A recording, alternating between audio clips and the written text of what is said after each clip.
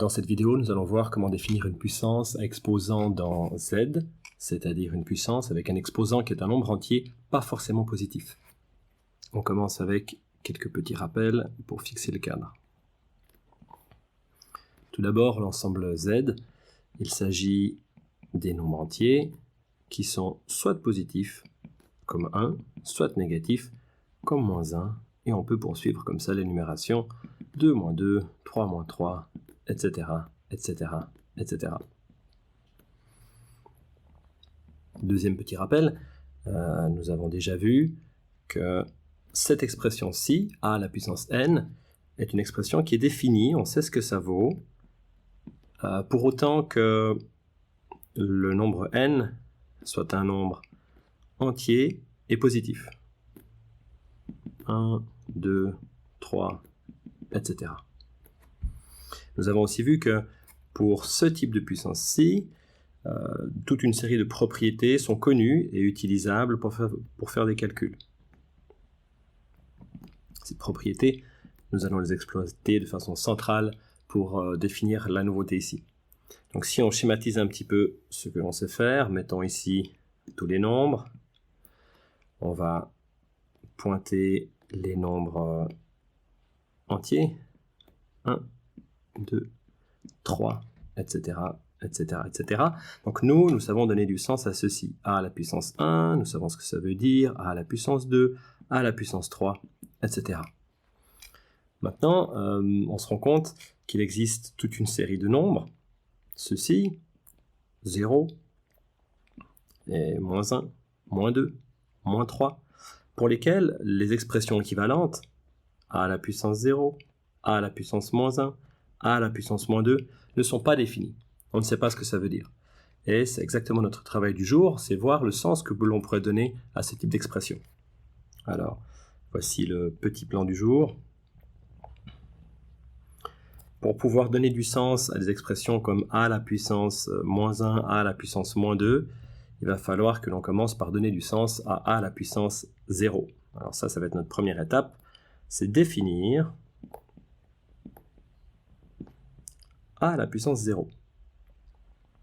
Et une fois que ceci sera fait, ça veut dire qu'on sera OK jusqu'à ce niveau-ci, et on va pouvoir définir, étendre la définition pour avoir des puissances à exposants entiers négatifs. A à la puissance -n pour n,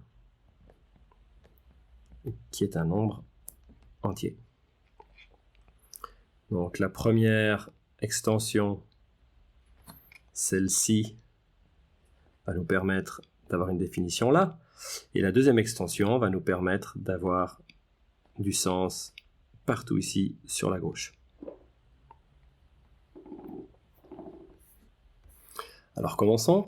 On a envie de définir A à la puissance 0, et on aimerait trouver une définition qui nous permette de garder toutes les propriétés des puissances que l'on avait trouvées pour les exposants entiers positifs non nuls. Alors prenons un nombre qui est un exposant positif non nul, et essayons d'imaginer ce que pourrait valoir A à la puissance 0 si l'on veut conserver les propriétés. Et entre autres, on aimerait conserver la propriété que lorsque je multiplie deux puissances de même base, je puisse me contenter d'additionner les exposants. Dans cette expression-ci, il y a le A à la puissance 0 qui n'est pas défini, on ne sait pas ce que ça veut dire, c'est inconnu, appelons ça x. À droite du égal, nous avons A à la puissance 0 plus n, et l'exposant 0 plus n, on sait ce que ça veut dire, c'est une simple addition, 0 plus n, dans tous les cas, ça doit valoir n. Si on prend cette ligne, on se rend compte que la grandeur inconnue x fois A à la puissance n doit être égale à A à la puissance n. Ceci nous donne une équation, x fois A à la puissance n est égal à A à la puissance n. Et on aimerait bien trouver la valeur de x qui donne du sens à ceci. Pour isoler x dans cette équation, on peut par exemple diviser par 1 sur A à la puissance n pour trouver que x vaut A à la puissance n sur A à la puissance n, c'est-à-dire trouver que x vaut 1. on se rend compte qu'on vient de trouver une valeur pour a à la puissance 0. Si l'on veut que les propriétés soient encore vérifiées, c'est ce qu'on a utilisé de façon centrale ici, il faut absolument que a à la puissance 0 soit égal à 1. C'est le seul choix qui nous permet de conserver les propriétés. Si on veut conserver toutes les propriétés, il faut en particulier que cette propriété-ci, celle de la multiplication de puissance de même base, soit conservée. Ça, c'est notre définition pour a à la puissance 0. Petite observation, si a vaut 0, a à la puissance n vaut 0. Et de l'autre côté du égal, on aurait 0 aussi, et l'équation deviendrait x fois 0 est égal à 0. Cette équation est valable pour n'importe quelle valeur de x, et donc elle ne permet pas de fixer une valeur pour l'inconnu x, et donc elle ne permet pas de fixer une valeur pour a à la puissance 0. Donc on a pu donner du sens à a à la puissance 0 pour, a à la puissance n pour un nouvel exposant, n égale 0, mais il faut maintenant se restreindre à des bases qui sont non nulles.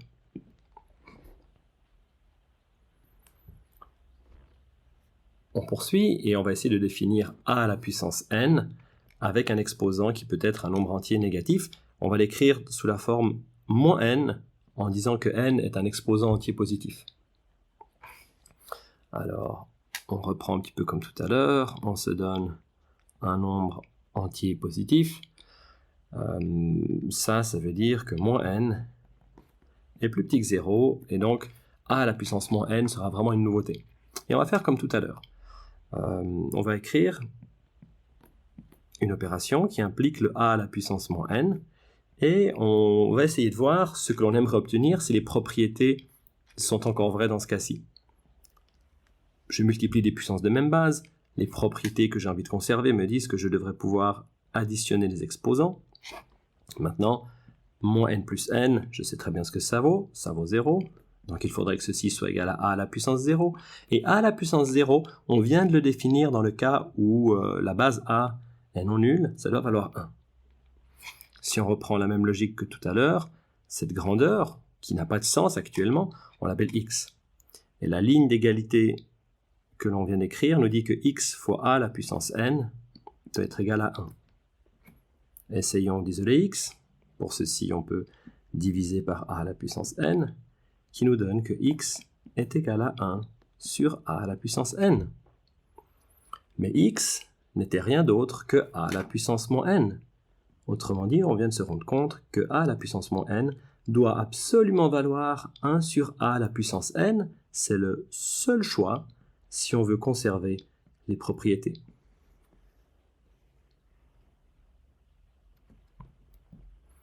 Alors ça peut valoir la peine de voir un ou deux petits exemples ici, puisque c'est relativement nouveau.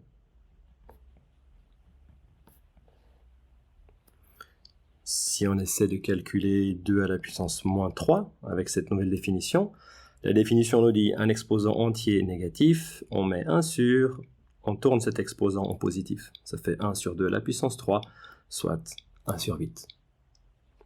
Un autre cas de figure, qui est en fait connu parce que régulièrement utilisé dans les cours de sciences naturelles, 1 millième, qui s'écrit volontiers sous forme de fraction 1 millième, c'est la même chose que 1 sur 10 à la puissance 3, qui, d'après ce que l'on vient de voir ici, peut aussi s'écrire comme 10 à la puissance moins 3.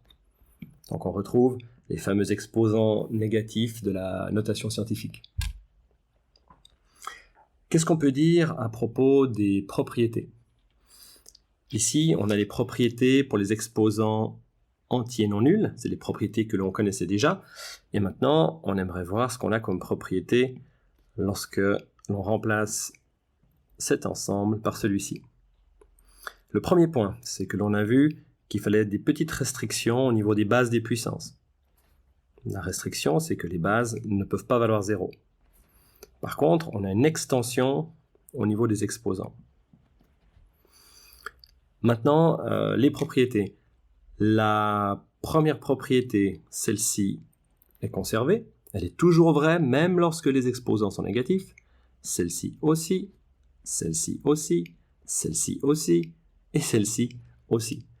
Nouveauté, cette propriété-ci, qui s'écrivait d'une façon un peu lourde, peut s'écrire maintenant de façon beaucoup plus compacte, puisque l'on peut s'autoriser à avoir des dénominateurs, à avoir des exposants qui sont des nombres négatifs. Ce qui veut dire que le a à la puissance m sur a à la puissance n, on peut toujours l'écrire a à la puissance m moins n. Ce qui donne un bel équivalent à cette propriété-ci. Lorsque je multiplie, j'additionne les exposants, et lorsque je divise, je soustrais les exposants. Voyons deux petits exemples de l'utilisation de ces propriétés.